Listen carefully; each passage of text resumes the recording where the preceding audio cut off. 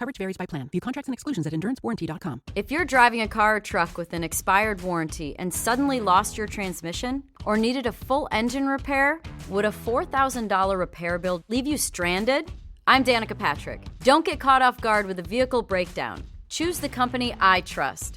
Endurance. No matter the mileage, if your vehicle is less than 20 years old, Endurance offers comprehensive auto protection plans for any budget. Protection on the drivetrain, electrical, transmission, AC, and more. Plus, benefits like 24/7 roadside assistance and rental car reimbursement on any plan. Endurance handles everything, from making the claim, through the repair process, to paying the certified mechanic of your choice. Don't get caught off guard with a vehicle breakdown. Act now and get 1 full year of elite benefits. A $2,000 value, free. Visit endurancewarranty.com for your fast free quote today. That's endurancewarranty.com.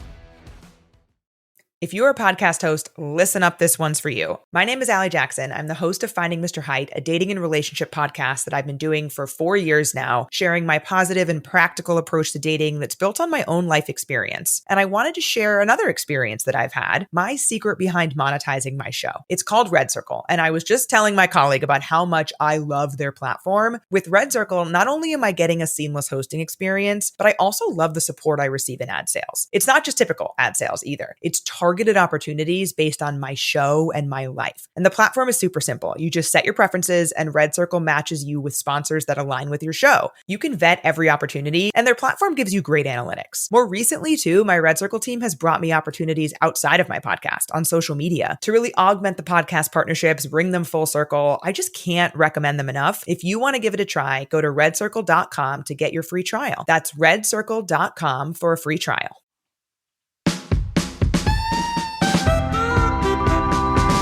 Live from wherever you happen to be, it's the SNL Hall of Fame podcast.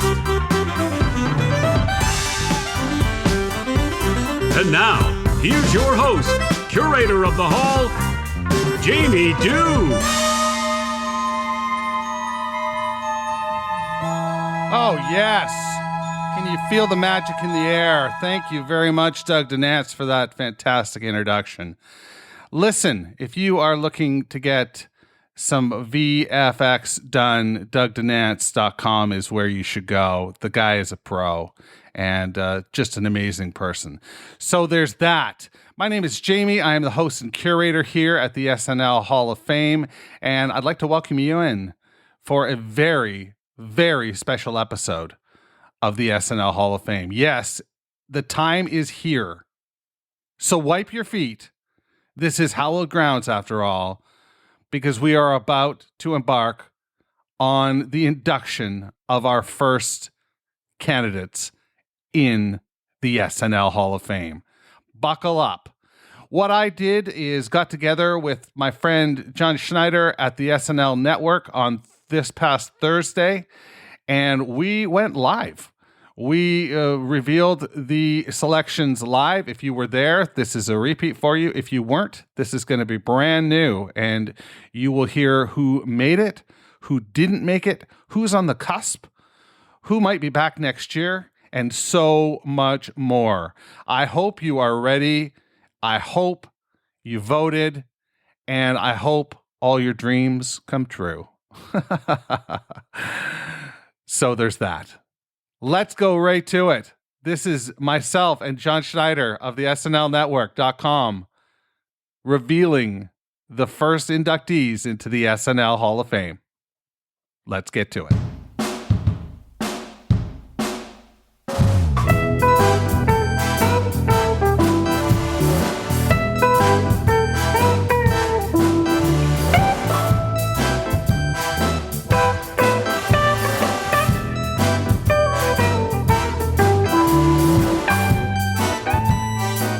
Hello, everybody, and welcome to a very special podcast here on the SNL Network. My name is John Schneider from the SNL Network, coming to you live on Thursday, May 26th, to reveal the results of the SNL Hall of Fame. And I am so excited for this show because the anticipation has been brewing for about a month as people have been voting the entire season of season 47. People have been nominating different candidates for the ballot. And I am with the guy who put this whole thing together, the curator of the Hall of Fame. It is Jamie Dew. Jamie, how are you? I'm great, John. Thanks for the intro. Thanks for having me here to do this reveal. This is really exciting. Yes, I'm so excited to have you on the show, Jamie. Always great to get to hear from you. I know you are traveling the West Coast right now, so it's great to connect with you and get to see you at the end of this season and do something that, like I said, there's been a lot of anticipation towards. Yeah, we've done 3 episodes where we did, pundit roundtables, and they were just a great deal of fun. And they did a lot to ramp up that anticipation, I think. People listening to those and then casting their votes in a manner that either, was similar to what we laid out or right off the beaten path. So interesting stuff. Yeah, those were a ton of fun to get to do. I was on the first pundit roundtable, and I will just say it was 3 hours of debating these choices. Yes. Because the best thing about the Hall of Fame, I have to say, Jamie, is it's not obvious. It's not something that's clear cut. It's not something that we're all going to agree on. And I'm sure that when you were looking through the results over the last month, you saw plenty of disagreement among the voters. Absolutely. Even in terms of the numbers of votes that were cast, in total, about 2,500 votes were cast, and they were all over the place. Some people used all 15. The majority used all 15. There was about that had as few as 4 votes cast on it. That person must really love those 4. That's right. That's what I thought. The average turned out to be about 11. So it's interesting when we look at the numbers that were actually voted in. And, the threshold that we used 66.6 as our threshold. You had to break that to get in. It's a tight-knit group, and it's going to be a lot of fun to reveal that today.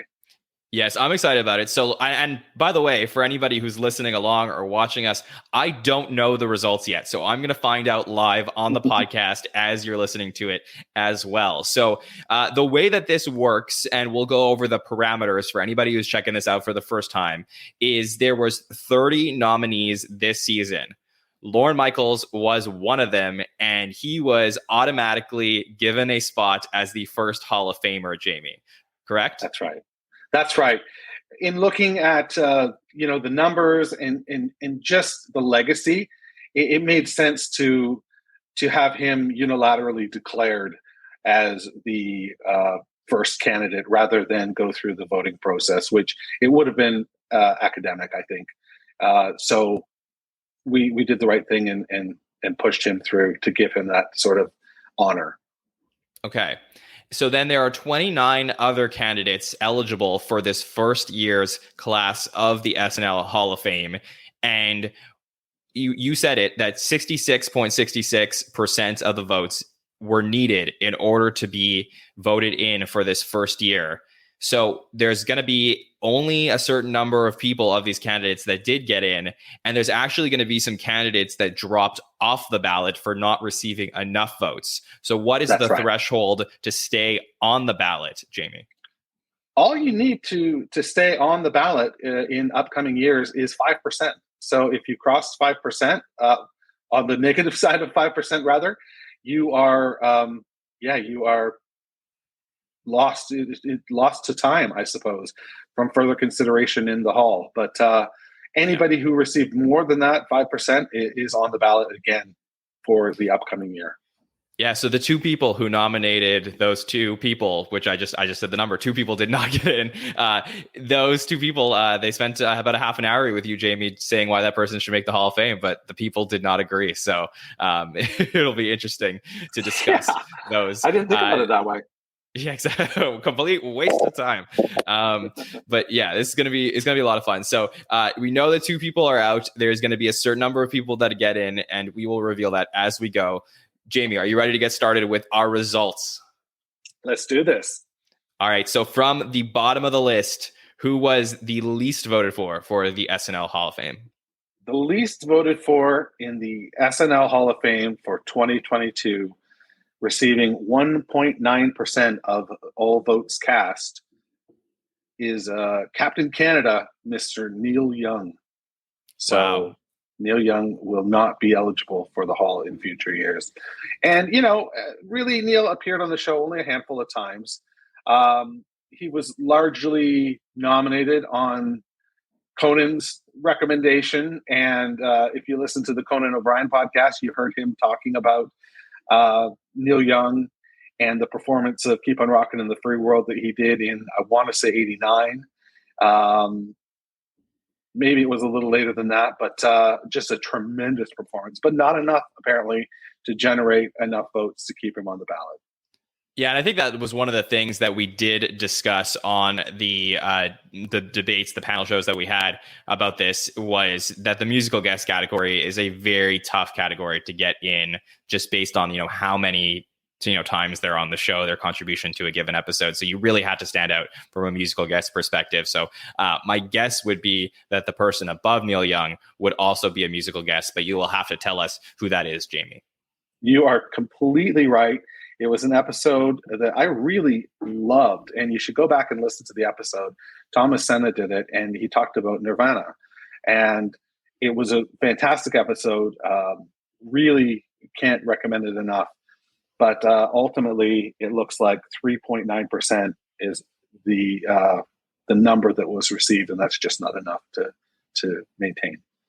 Okay, so Nirvana and Neil Young are no longer eligible for the Hall of Fame. But to clarify, Jamie, if Dave Grohl is ever nominated as an individual, he would be eligible for the Hall of Fame, correct? Absolutely, and I assume the Foo Fighters as well. It might be the Foo Fighters or it might be Dave by himself, because he's made a couple performances as, he was the drummer in Tom Petty's band on an episode. He was a drummer for Paul McCartney and Chris Novoselic when they sort of did that Nirvana song. Nirvana, I always say Nirvana, but it's Nirvana song. So I have to think that he's got to look pretty good.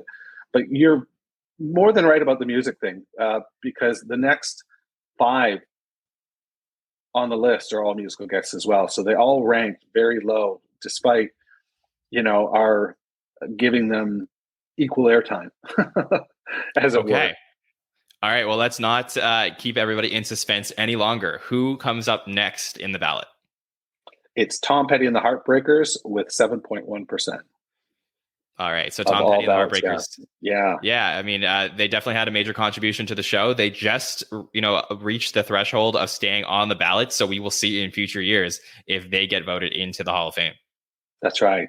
The next one after that is Miley Cyrus at 7.1%, which was really shocking to me. She, unlike Tom Petty and the Heartbreakers, has future episodes to bank on. There might be something that she does in the future that pushes that number northward, but it's going to be a tough climb, I think, to get into the Hall with numbers like 7.1% to start. As Miley Cyrus would say, it is all about the climb. So that's right. We'll see what happens.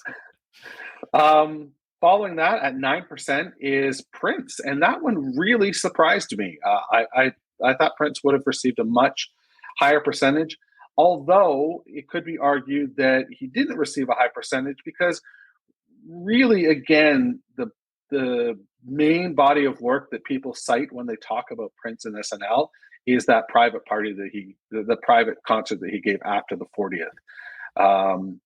And that's not something that we've all, we've seen it on video, but we weren't there to experience it. And I have a feeling it was one of those, holy crap moments that for a lot of people that were in attendance, but it just didn't register to the regular voter. Yes, for sure. And we just actually had on the season finale at the after party, we had Maya Rudolph performing with Prince's band on the ice rink at the after party. So still very much involved and connected to SNL, even though Prince is no longer with us.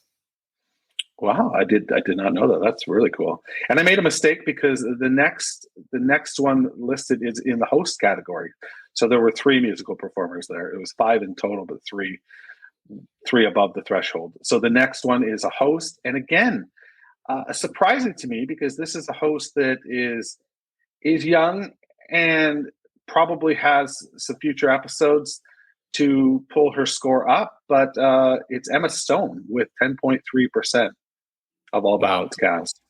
Yeah, it's a little low and a little surprising for me, but I certainly understand that there may be a wait for Emma Stone to get into the Hall of Fame until she does get into the 5-timers club, which seems inevitable at this point. Yeah, I think for a host, it's going to end up being that the 5-timer is almost a requisite, to be really considered. After that, we have Taylor Swift at 11%. And John, you can speak to this. How do you feel about that? That's a really low score, I thought. Look, I think that Taylor Swift is somebody you have to think about when it comes to Hall of Fame musical guests on the show, especially with what she did in season 47. But, right. We joked a lot on the panel show about would I nominate her or not? And I actually did not vote for her in this particular year because truth be told, even though I do think Taylor Swift maybe one day could get into the Hall of Fame, there are so many people that have to go in before Taylor Swift. So I'm not really surprised that she's that low on the list this year. And she's got a number of accolades that will get her by. Sure. Yeah, she has enough going on. Yeah. After that, we have another host, another female host, in fact, at 15.5%. And I think this one might be a couple of things. She only appeared 3 times, and she is a vintage that not everybody has had access to, despite her hit show Grace and Frankie. I think it's Grace and Frankie is what it's called. Yep. And that's Lily Tomlin at 15.5%.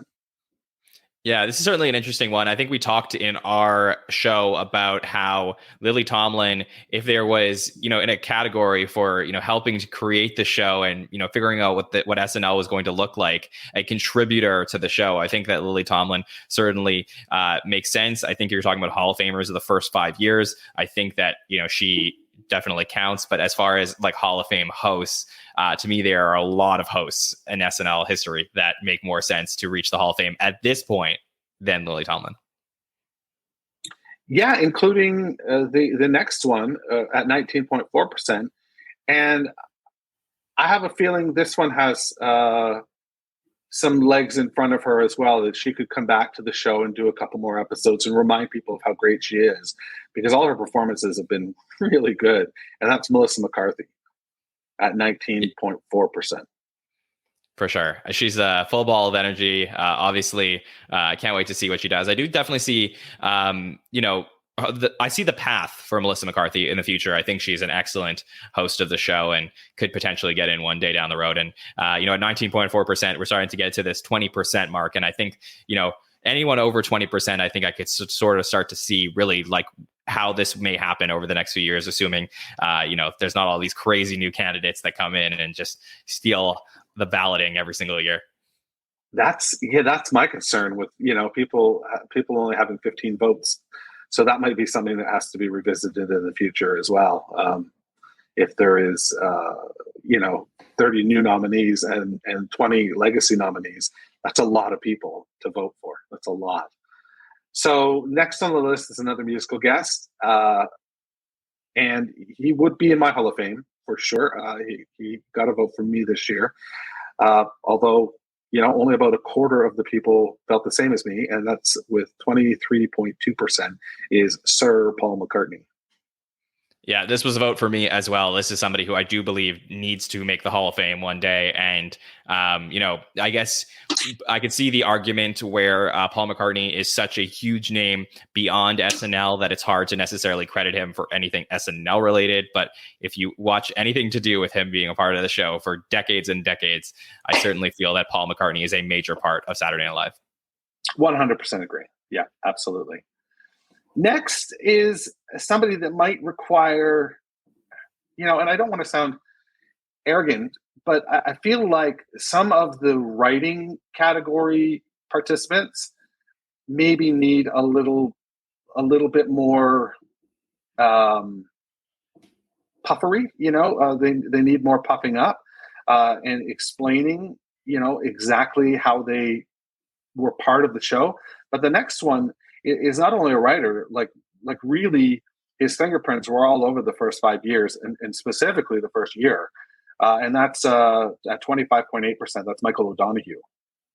Yeah, this is one of those things that I think when you open up voting to the public, all the big names are going to get voted on. And Michael O'Donoghue is not a name that I think is, especially in terms of casual SNL fans, has lasted, right. Generations and generations. But, he is such an important contributor to the development of the show, the tone of the early seasons, the first sketch of the show. So I definitely think there will be major arguments for him getting in one day down the road.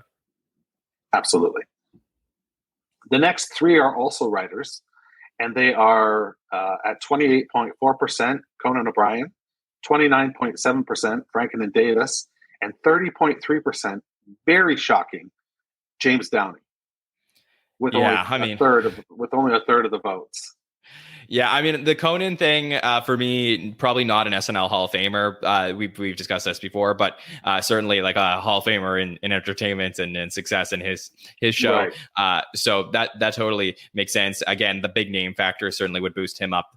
But I think that the big names of, or rather Franken and Davis and potentially Jim Downey not being as big a names as some of the hosts and the cast members would probably have lowered them on this list, unfortunately. But they are so important to the structure of Saturday Night Live that they need to get into the Hall of Fame down the road, especially Jim Downey, who most people believe is the second most important person yes. in the history of the show besides Lorne Michaels. So I could see a path for them definitely down the road.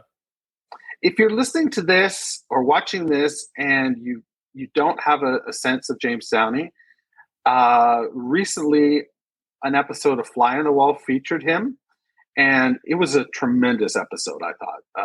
He was razor sharp. He shared some great stories, some great Norm stuff, just really, really good. Yeah. So the next group of people, we're starting to get into the 30 and above, and like you were saying, with 20 and above, this is where I start to see a path for people. I start to see it with 30 and above, because you're halfway to the threshold at 30. So you can, potentially gain 15% in a year or 20% in a year, or if something really goes wild, the full 33% in a year and become a Hall of Famer the next time out. And we'll start with just a great host, and this shows my age, because I feel if everybody my age was voting, if the demographic was such that everybody was my age, this person would have received many more votes, because he was a stalwart of the 90s. He was literally there every year, and that's at 31.6%. That's the host, John Goodman. Yeah, I mean, this is a guy who hosted every single year. For so many years, for every year. And yeah, it's just I don't know what it is about today's generation that John Goodman has sort of a little bit, faded away. But yeah. He's still popular. He's still in movies. He's still on the Connors. And for me, he's a no-brainer. So I definitely, like you said, seeing the path for him. Next up at 34.8% is somebody that I thought of as just an absolute tour de force on the screen, and that was Molly Shannon, and she received 34.8% of the votes. Yeah, how can you not love Molly Shannon? Just a really just incredible cast member on the show. Probably not first ballot Hall of Famer, but I mean, in terms of that generation and her really starting up at the end of one era, going through to this next one, and being one of the most important people to make that big transition between the 94s into the early 2000s. She's an important part of SNL history, so we will see what happens with Molly in the future. Yeah, it's pretty interesting. I can't wait till we have another year worth of data to start to look at trends and look at things like that. That'll be a lot of fun. Next up, tied with Molly Shannon at 34.8%, is somebody that Mr. John Snyder touted and did the episode for. Oh no, actually, I didn't. No, I didn't do the episode for it, but I'm not surprised you thought so. Yeah, but he was on your ballot for sure, though.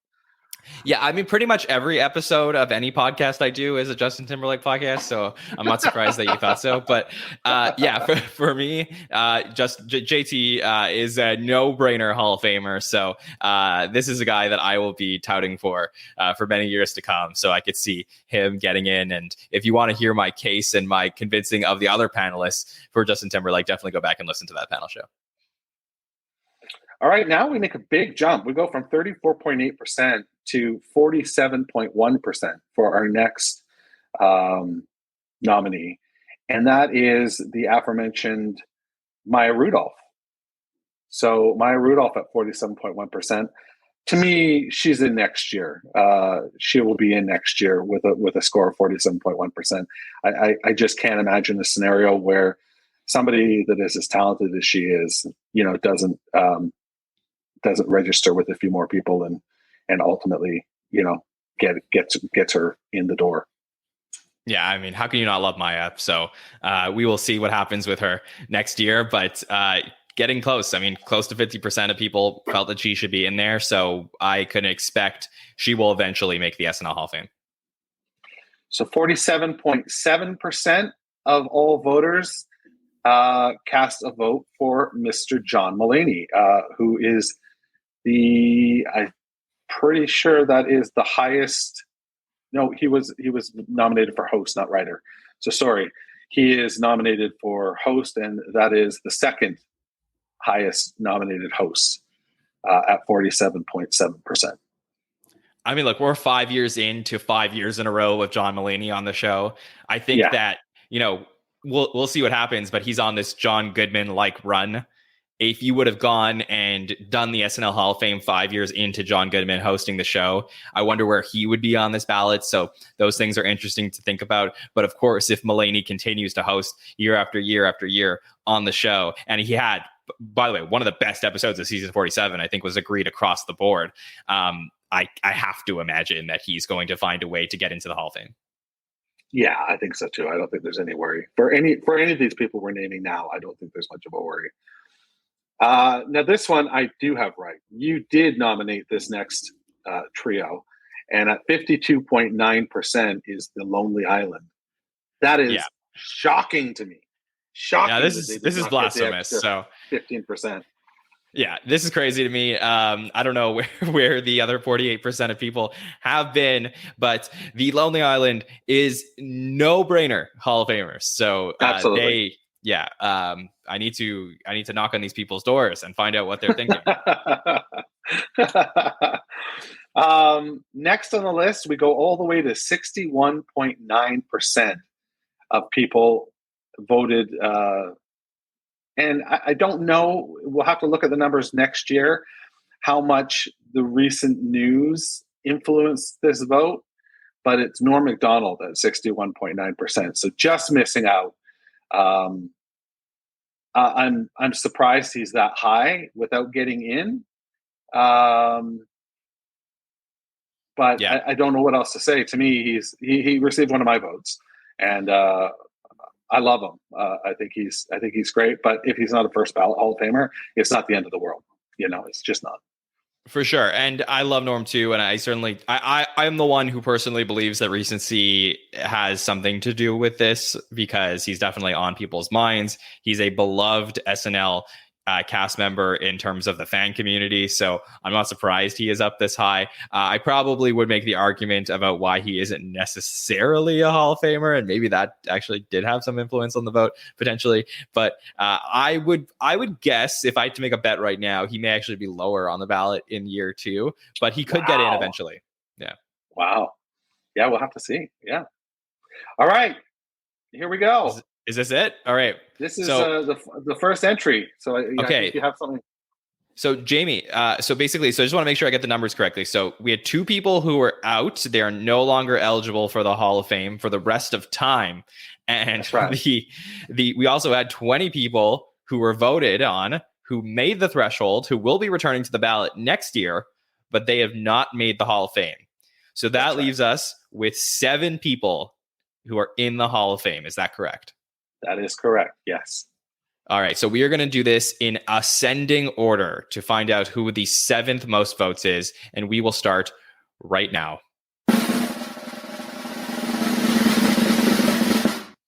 With 67.1% of all ballots cast, our first Hall of Famer that we're announcing today comes from a suburb of Chicago. It is Chris Farley. Wow, great for Chris Farley, obviously a beloved SNL cast member. So happy that Chris was able to get onto the show. Honestly, I know that so many people love Chris Farley. Living in a van down by the river. And also in the SNL Hall of Fame. Love Chris. So just so wonderful. That's great. Congrats to Farley. All right. At 68.4% of all ballots cast is a Canadian great, an all-timer. First 4 years of the show, Dan Aykroyd. Oh man, that's just so wonderful to get to see. I am such a fan of Dan Aykroyd. Jane, you ignorant slut.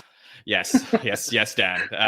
Which I don't know if that plays anymore, but Dan, obviously part of the original cast. I was the one who was arguing that everybody in the original cast should be in the SNL Hall of Fame. Okay, so I can see this. This is a no-brainer vote for me. It just shows how difficult it is to get an appropriate number of votes. I mean, I would have thought he had 90%, but there's nobody that's even close to 90%. So I will give you that. But yeah, 68.4 is where he landed. And even if we had dropped the threshold to 50, which we were considering at one point, it would have only allowed 2 extra people into the hall. That would have been Norm and The Lonely Island. So, it really takes a lot to get that many people in agreement. And I think that makes it extra special. So Dan Aykroyd, 68.4. 100%. Next up is another Canadian for Canadian viewers and listeners. At 71% of all ballots cast is Phil Hartman. Yeah, this to me is the first name off my list out of all the eligible nominees from this year. I would have rioted if Phil Hartman didn't get into the Hall of Fame. I made the argument on the show, the only guy, for a very long time to have 1,000 sketches, later surpassed by Keenan, and has the single season record for sketches. When he was on the show, he was a force and he dominated every single episode he was in. He is greatly missed. And, you just have to wonder that other universe where he's still around, what he would be doing, how many times he would have hosted the show, how involved he would have been in the show for years to come. This is just, to me, very heartwarming, both to have people like Chris Farley and Phil Hartman, who are no longer with us, but getting into the Hall of Fame this year. Yeah, and our next nominee is, or our next inductee, rather, is also will be accepting their plaque posthumously, and that was with 72.3%, the first female in the Hall, and that's Gilda Radner. Oh man, I am such a fan of Gilda Radner, and I'm so happy that she got into the show, got into the Hall of Fame. I just think, how can you not watch those first few seasons and not just fall in love with Gilda and her energy and everything that she's doing? Just loved her between Emily Nutella and Rosanna Dana, all the never mind on the show, just the best. And she, of course, also is sorely missed. Yeah, I don't have much to add to that. That pretty much covers all the bases. She's just wonderful. I think she's pure joy. # pure joy, Gilda Radner. 74.8% of you cast a vote for the writer, Tina Fey. So she is the highest ranking writer on this list. And I think, though, these are based on categories, I think the fact that she's had a good stint on Weekend Update really probably sealed the deal for her for a lot of people. as it does seem that the writing category, especially on vintage and modern episodes, it's just too difficult to determine what they did. We didn't have the SNL network back in the day that could break it down for us and show us, who was contributing and who was, doing all that good stuff. So it makes it difficult. But Tina cracked that nut, and she's in the Hall of Fame.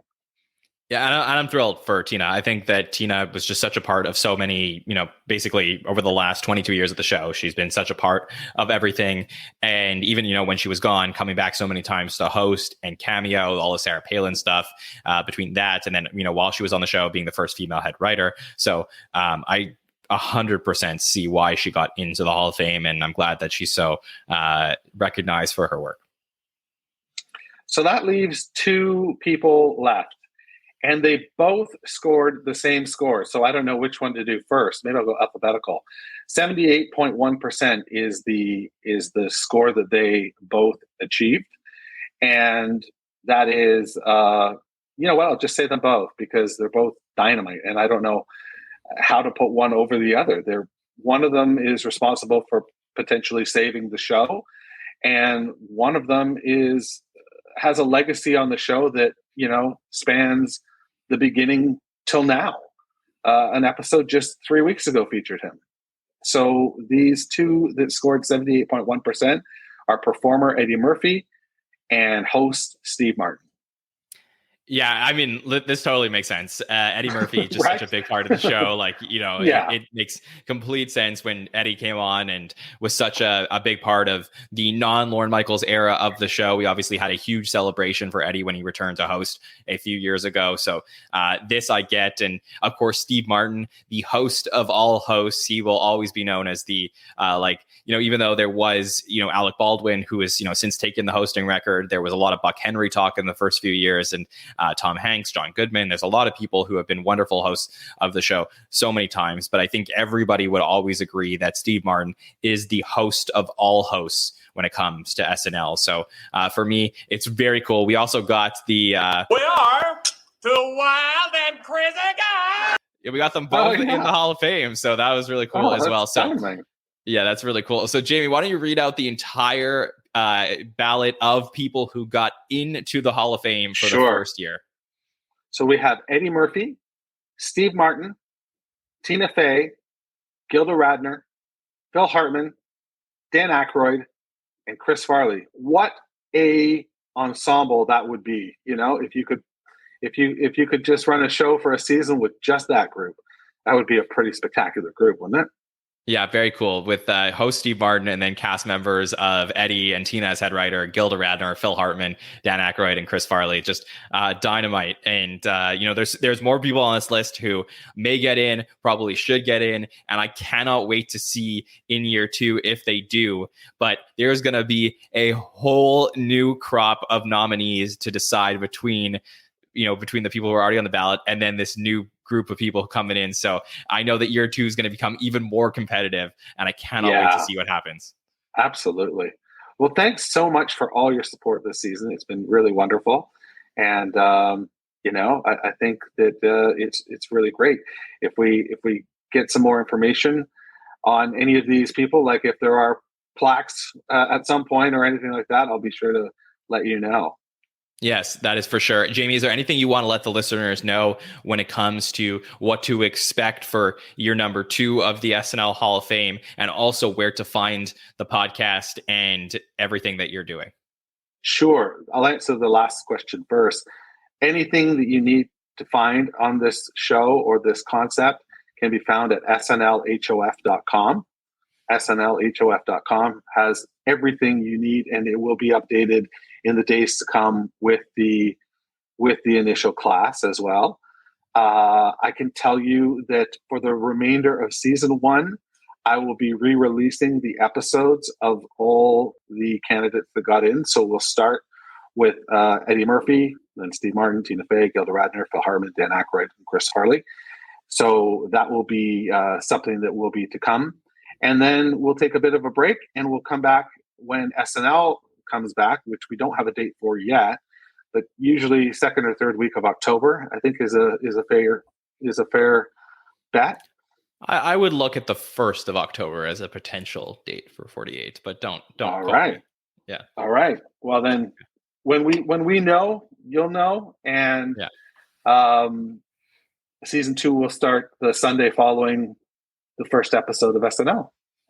Yes, that sounds wonderful. And for those watching on YouTube, you could also see the Hall of Famers up on screen right now between Eddie, Steve, Tina, Gilda, Phil, Danny, and Chris. So, Jamie, just on behalf of everybody in the SNL community, thank you for creating such a fun thing for us to talk about, for us to memorialize and remember the history of some of these people on the show. Really glad that you had us be a part of it all season long, whether it's our podcast, some of the other wonderful podcasts in the SNL community, the journalists you had involved, and some of the fans from in and around the world. So grateful that you had us all be a part of this special thing that you're putting together. So thanks for doing that, Jamie. Thank you so much. It's been a great deal of fun, and I look for it to be a lot more fun as we move forward with this too. 100%. And for those watching or listening on the SNL Network feed, you could definitely check out everything we're doing at the SNL Network. We just wrapped up season 47 with host Natasha Lyonne and musical guest Japanese Breakfast. And what a great episode. What an amazing finale and a goodbye to some potential future Hall of Famers, potentially. So, we'll get into those in the next few years and talk about what their legacies are at the show. But for now, we broke down their goodbyes, and we're going to talk a lot more about the sketches and the moments from season 47. We have our season 47 finale roundtable. So basically, we're going to be wrapping up the entire season. We're going to talk about the best sketches, best pre-tapes, best moments of the season. All of that will be happening this coming Monday, May 30th. And then we also have our final By the Numbers show, where we break down all the SNL analytics. So if you love numbers when it comes to SNL and you want to know, what's really happening from a numerical perspective, we will have a great show coming up afterwards as well. And we'll also talk about the departed cast members and have some other very fun summer coverage before we get back into SNL 48 in just a few months. Oh, okay. Wow. So, Jamie, thank you for joining us today. Thank you, everybody in the chat. And we will see you next time, guys. Have a good one. Take care.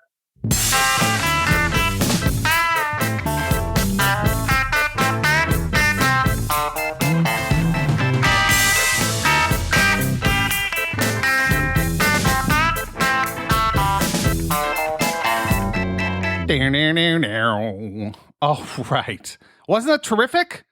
Wasn't that great? That's what you get with the SNL Hall of Fame. Sure, you had to put up with a year of me, but in the end, you get 7 very worthy candidates inducted into the Hall of Fame. So in the weeks to come, the website will be updated, and I will be replaying episodes from the newly inducted, mainly majority cast members and hosts, and we'll go from there. And then it all begins again, season 2. So stay tuned. Thank you so much for your engagement this year. The emails that I've got, the tweets that I've got, it's all been real wonderful, and I can't thank you enough for your support.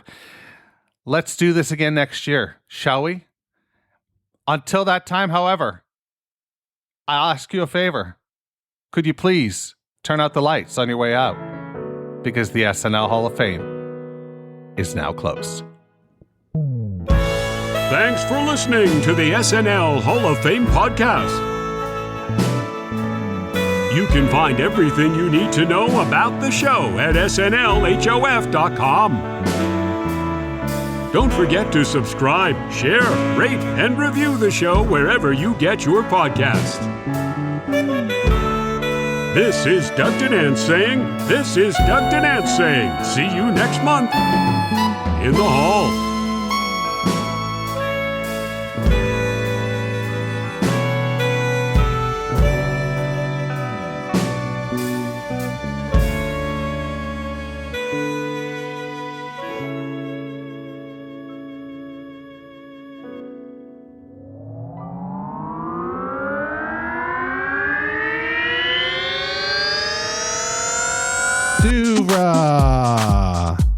Podcasts and such. At Arizona State University, we're bringing world-class education from our globally acclaimed faculty to you. Ranked #1 in innovation for 10 consecutive years, and number 2 among public universities for employability. ASU isn't just ahead of the curve, it's creating new paths to success. Earn your degree from the nation's most innovative university. Online, that's a degree better. Explore more than 300 undergraduate, graduate, and certificate programs at asuonline.asu.edu. If you're a podcast host, listen up, this one's for you. My name is Allie Jackson. I'm the host of Finding Mr. Height, a dating and relationship podcast that I've been doing for 4 years now, sharing my positive and practical approach to dating that's built on my own life experience. And I wanted to share another experience that I've had, my secret behind monetizing my show. It's called Red Circle, and I was just telling my colleague about how much I love their platform. With Red Circle, not only am I getting a seamless hosting experience, but I also love the support I receive in ad sales. It's not just typical ad sales either. It's targeted opportunities based on my show and my life. And the platform is super simple. You just set your preferences and Red Circle matches you with sponsors that align with your show. You can vet every opportunity and their platform gives you great analytics. More recently too, my Red Circle team has brought me opportunities outside of my podcast on social media to really augment the podcast partnerships, bring them full circle. I just can't recommend them enough. If you want to give it a try, go to redcircle.com to get your free trial. That's redcircle.com for a free trial.